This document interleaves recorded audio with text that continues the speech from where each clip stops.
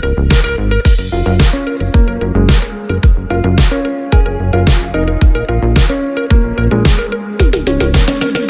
તાલુકાના મુખ્ય મથક સિહોરી બ્રાહ્મણવાસમાં ઝેરી જાનવર ઘો નીકળતા અફરાતફરી મચી।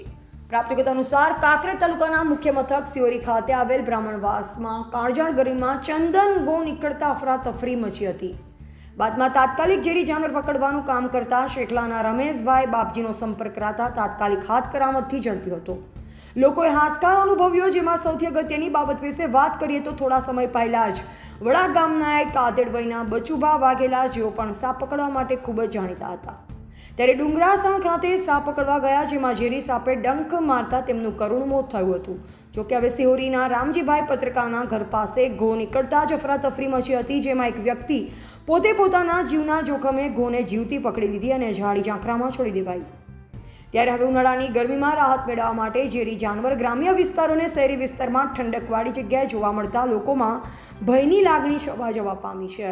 અહેવાલ જયંતિભાઈ ઠક્કર, સિહોરી, કાંકરેજ।